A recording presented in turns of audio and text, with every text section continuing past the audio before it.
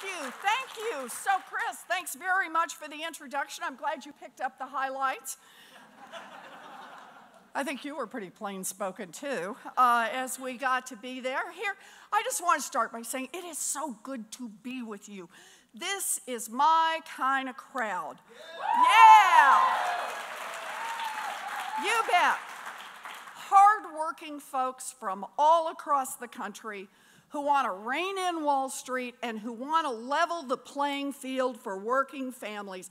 I am proud to have a chance to stand shoulder to shoulder with you in this fight. You bet.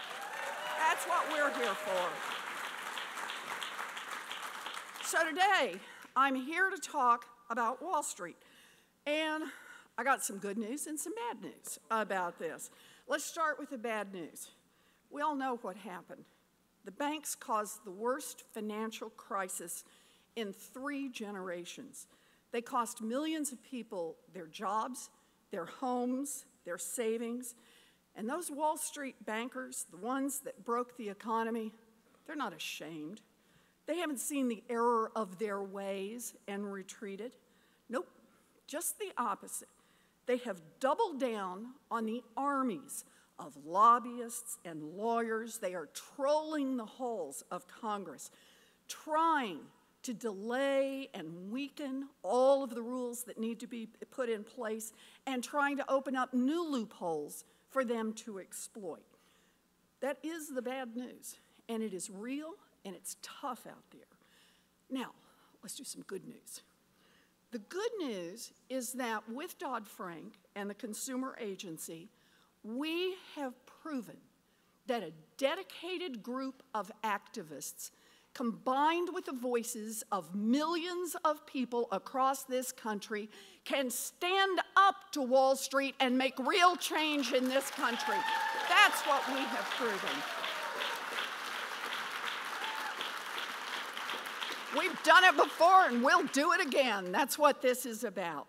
So the question is, where do we go from here? How do we build on Dodd-Frank? And for me, it just comes down to 2 simple principles. First, financial institutions shouldn't be allowed to cheat people. Whoa, right? I know, pretty controversial in some places, but just bear with me on this one.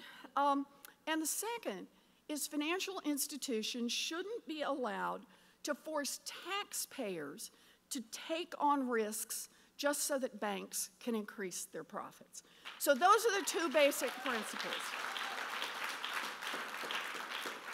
And I want to be clear that it is departure from those 2 principles, no cheating and no pushing risk onto taxpayers, that caused the 2008 financial crisis. It is that simple. Lenders got away with tricking and trapping people with shady mortgages. Big banks bought up those mortgages and they sliced and diced and packaged them into mortgage-backed securities. And then they misled investors about what those packages were all about. And when the whole thing went belly up, the banks came right here to Washington with their hands out, knowing that Congress would bail them out rather than let the economy go over a cliff. At its core, Dodd-Frank was about trying to get back to those 2 basic principles. No cheating, no pushing the risk onto the taxpayers. And I want to say, it's actually made a lot of progress. So let's talk about that first principle, no more cheating people. With the creation of the Consumer Financial Protection Bureau, yay! Yay! Something the people in this room fought for, and that's how we got it.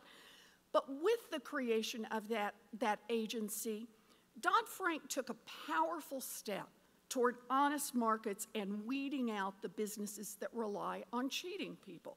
It's not perfect yet, but we now have one agency focused on doing exactly that, weeding out the tricks and traps in mortgages, credit cards, student loans, other financial products. And here's the best part. That little agency, been up and running just for a short time, it has already forced the biggest financial institutions in this country to return more than $11 billion directly to people they cheated. That is government that works for the people. For the people. Yes. You bet. But we still got a lot of work to do. And our work starts with protecting what we have, the Consumer Financial Protection Bureau. The big banks and their friends here in Washington are doing everything they can to hamstring this agency. They've spent money on campaigns, it's amazing, on ad campaigns attacking me, attacking Rich Cordray, who's the director, and attacking the work that the agency does. And boy, what that tells me is it's time for us to fight back, to protect that agency, to keep it working for the people. That's work we got to do, but I want to throw out a couple of things in addition. You know, as long as you're keeping your cheat sheet there of things, when we go around and talk to people, we want to be sure to talk about. It's the consumer agency, but I got another one. We need to get the Department of Justice and the SEC to take off the kid gloves and start holding some big banks and senior executives accountable when they break the law. Yeah.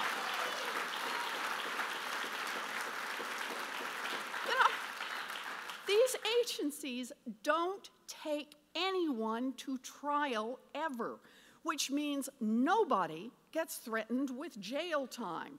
Look, we can fine these guys until the cows come home.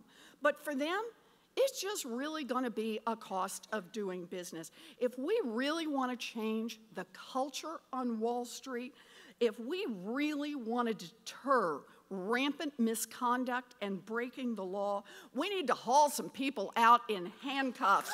That's what will keep bankers up at night. You bet. You bet. Yes. How to do this.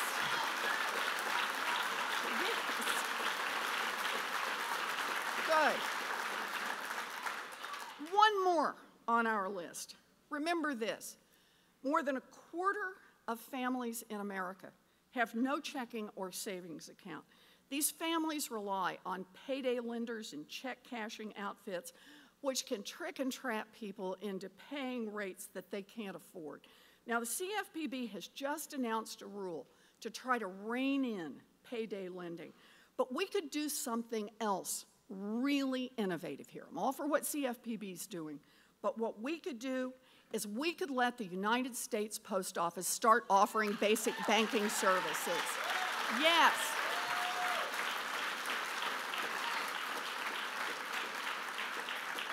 It's just so straightforward. The basic stuff, the bill paying, the check cashing, the small loans, so that individual families are not driven to the payday lenders that rip them off. This is one of those proposals that's good for families, good for the post office, and good for postal workers. Let's do this one. Let's do this one. We can do this. So, 3 on no cheating. Let's talk about the second goal. No too big to fail banks pushing the risk off onto taxpayers. You know, that's got to be right. Dodd-Frank actually put some discipline into the system, but let's get real. Dodd-Frank did not end too big to fail. If you think it did, please stand on your head right now. I don't see anybody standing on their head.